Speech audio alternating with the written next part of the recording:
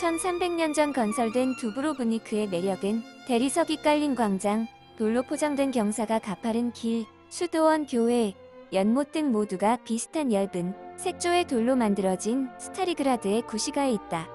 잘 보존된 시가지 성벽은 자동차 운전자들을 한쪽으로만 다니게 하고, 아드리아해의 남쪽 끝에 위치한 덕택의 마을은 쾌적한 기후와 푸른 숲이 있다. 1991년 두브로브니크는 심한 폭격을 받았지만 대부분 복구되었다. 최근의 관광객들에 의하면 수많은 관광객들이 아직 다시 몰려들지 않아서 전쟁 전보다 더 나아졌다고 한다. 두브로브니크의 빼어난 보행자 산책로인 플라차는 필레게이트 바깥에 시내버스 정류장에서부터 시내 끝에 있는 시계탑으로 연결되어 있다. 필레게이트 바로 안에 있는 프란체스코 수도원에는 1391년 이래 운영되어 온 약국이 있다. 플라차의 다른 한쪽에는 아름다운 이탈리아 바로크풍의 성 블라이세 교회와 1441년에 세워진 고딕양식의 수도원장의 관저가 있다. 관저는 지금 가구가 비치된 방들 바로크회와 역사 전시물 등이 있는 박물관이 되었다. 반대쪽에는 혼잡한 아침시장이 열리고 있다. 두브로브니크시의 성벽은 13세기에서 16세기 사이에 건설되었으며 아직도 원상 그대로 있다. 논의의 여지는 있지만 세계 최고의 성벽으로 여겨지는데 그 길이는 2km에 높이는 25m이며 16개의 탑이 있다. 이곳에서의 전망을 능가하는 곳은 없을 것이며 성벽을 따라 걷는 것은 아마도 두브로브니크 방문 최고의 추억이 될 것이다. 만약 태양을 즐기고 싶다면 두브로브니크시의 해변에 누워 한동안 있을 수도 있지만 페리를 타고 로크룸 섬으로 가는 것이 더 나을 것이다. 이 섬은 나체주의자의 바위 해변, 식물원, 중세 베네딕트 수도원 등이 있는 국립공원이다.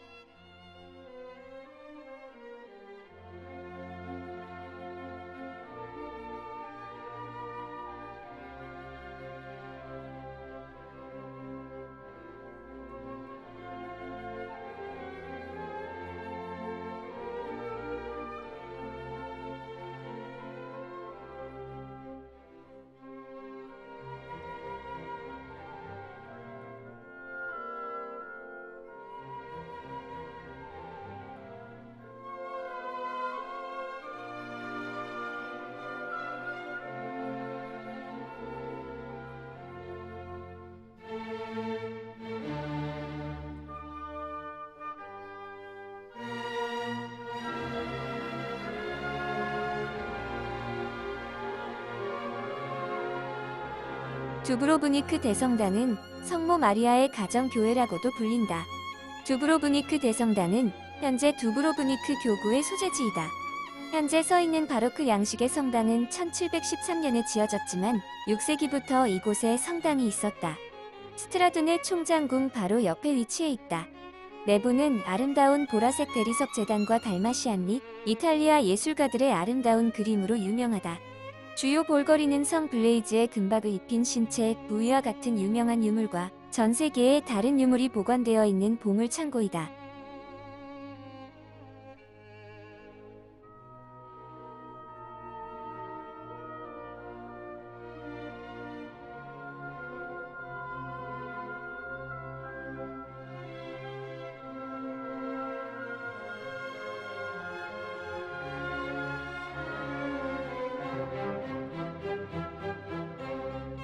두브로브니크 대성당은 두브로브니크를 대표하는 화려한 건축물이다.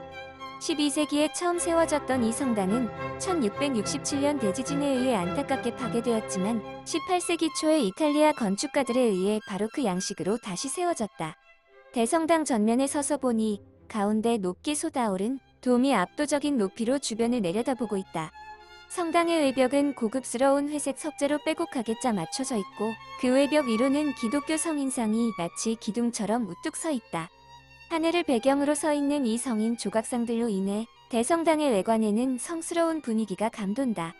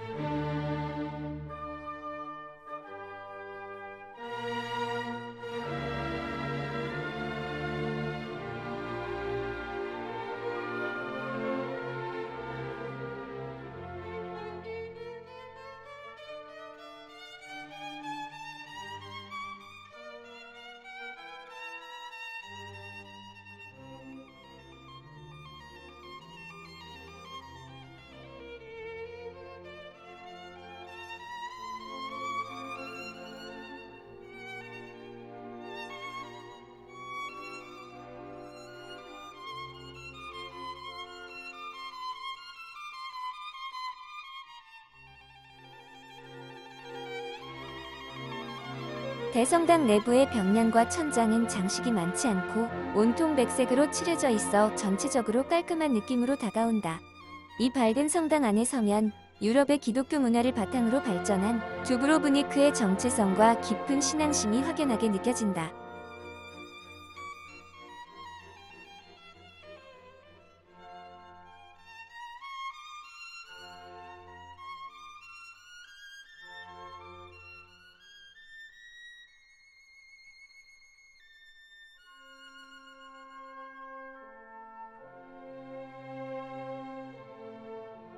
대성당 곳곳에는 대성당의 보물들에 대해 설명하는 안내문이 전시되어 있다. 보물실 안에는 중세 두브로브니크의 금세 공사들이 심혈을 기울여 만든 138개의 귀중한 금세 공품이 전시 중이다. 유무라만의 사람의 뼈로 생각되는 부위들이 있다. 이 뼈들은 화려하게 번쩍거리는 손과 다리 모양의 금세 공품 안에 들어있다. 보석 상자 같이 생긴 유무라만에 보관된 유골은 바로 두브로브니크의 수호성인 성 블라이세의 머리뼈와 다리뼈, 손뼈이다. 머나먼 아르메니아에서 순교한 성 블라이세의 유골이 어떻게 두브로브니크의 대성당에까지 전해졌는지는 알 수 없지만 그들은 수호성인의 뼈를 마치 부처님 살이 모시듯이 소중히 보관하고 있다.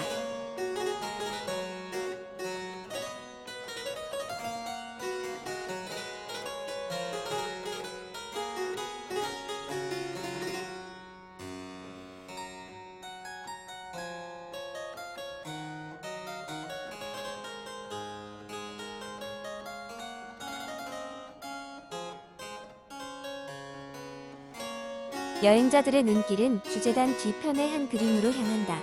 이들이 관람하고 있는 그림은 그 이름도 유명한 티치아노 베칠리오의 성모승천. 두브로브니크 대성당이 성모승천 대성당이라는 이름으로도 불리는 이유도 성당 안에 티치아노가 그린 이 성모승천 그림이 있기 때문이다. 천주교의 성모승천은 성모 마리아가 죽은 후에 영혼과 함께 육체도 천국으로 올라갔다는 믿음에서 비롯되었다. 성모승천은 천주교인 사이에서 널리 알려진 내용이지만 이 그림이 유독 유명세를 치르는 것은 이 그림을 그린 이가 바로 티치아노이기 때문이다. 티치아노는 현대까지도 이어지는 서양 회화의 캔버스, 유화 기법을 처음으로 개척한 회화의 군주이다. 새로운 회화의 시대를 연 화가인 것이다. 그는 활동 범위가 나라 밖에까지 뻗쳤던 최초의 국제적 화가이기도 했다. 티치아노는 주로 베네치아에서 그림을 그렸지만 그는 베네치아 인근에 퍼져 있는 여러 도시 국가에서 작품 주문을 받았다. 그는 당시 이곳 야구사 공화국의 천주교인들을 만나고 의뢰를 받아 성모 승천을 그렸던 것이다. 그림은 크게 상하 두 부분으로 나뉘어 있는데 위쪽에는 하늘로 올라가는 성모, 아래에는 이 사건의 증인이 되었던 여러 사도들이 자리하고 있다. 성모의 머리 위에서는 어린 천사가 하늘로 성모를 인도하고 있다.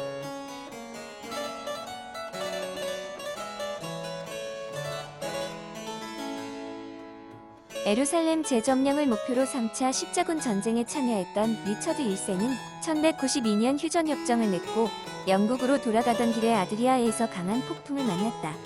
당시 리처드 1세는 941생으로 두브로브니크 바로 앞에 있는 로크룸 섬의 좌초의 목숨을 건졌다고 한다. 리처드 1세는 원래 자신이 상륙했던 로크룸 섬에 성당을 세우려고 하였다. 그러나 두브로브니크 시민들이 섬이 아닌 두브로브니크 구시가에 성당을 건립할 수 있도록 요청했고 그 덕에 두브로브니크에는 거대한 대성당이 우뚝 서게 되었다. 당시 리처드 1세가 지어준 대성당은 대지진에 완전히 허물어져서 전혀 다른 모습으로 재건되었다. 리처드 1세도 바닷길을 싫어하여 변장 후 육로를 통해 이동하다가 오스트리아의 레오폴트 5세에게 붙잡혀 온갖 수모를 당했다.